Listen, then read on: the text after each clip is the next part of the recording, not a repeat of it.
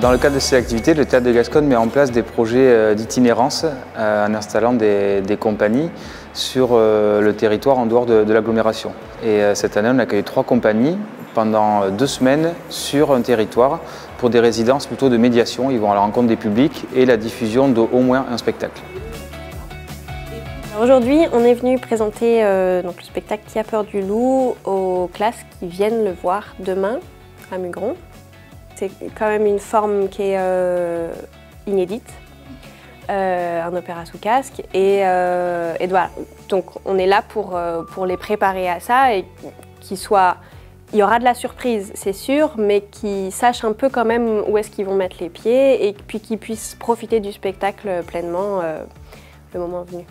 Ce matin, il y a des personnes qui sont venues nous présenter un petit peu les instruments et le spectacle Qui a peur du loup. Et qu'est-ce qui vous a le plus plu? C'est quand on a testé les instruments de musique, moi aussi.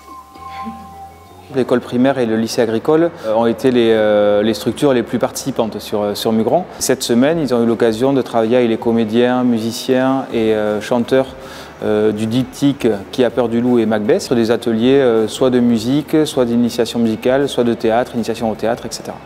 Le ressenti que j'ai eu, c'est que ils ne savaient pas vraiment exactement de quoi on parlait. Il leur a fallu un peu de temps pour comprendre vraiment ce qu'ils allaient voir. Au début, ils avaient l'air un peu surpris. Et puis, au fur et à mesure que je leur racontais l'histoire et que je leur ai présenté les instruments, etc., ils étaient un peu plus captivés. Et puis à la fin, j'ai l'impression que quand même, ils sont contents de se dire qu'ils vont venir voir le spectacle demain.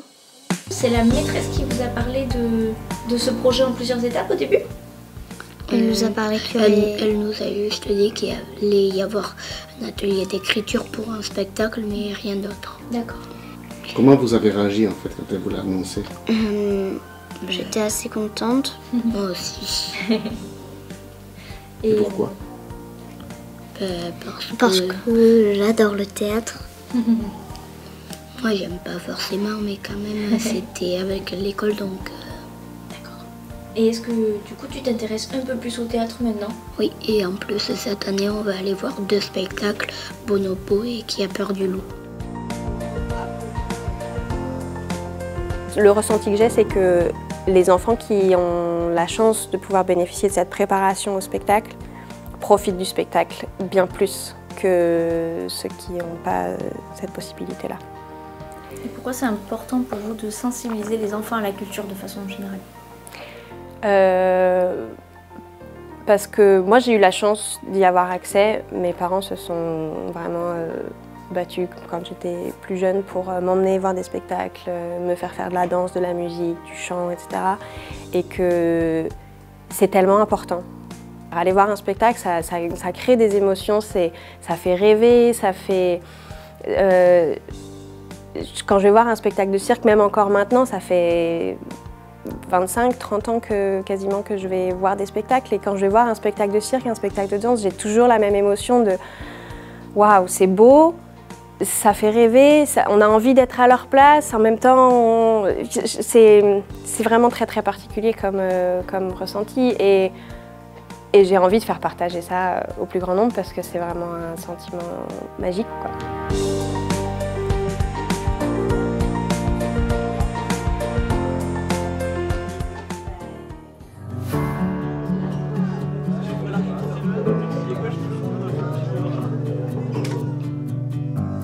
Cette participation à des projets artistiques, qu'ils soient montés par nous ou par des partenaires, permet de travailler l'estime de soi. Ce sont des élèves qui arrivent en disant qu'ils sont nuls, hein, ça je reprends leur expression.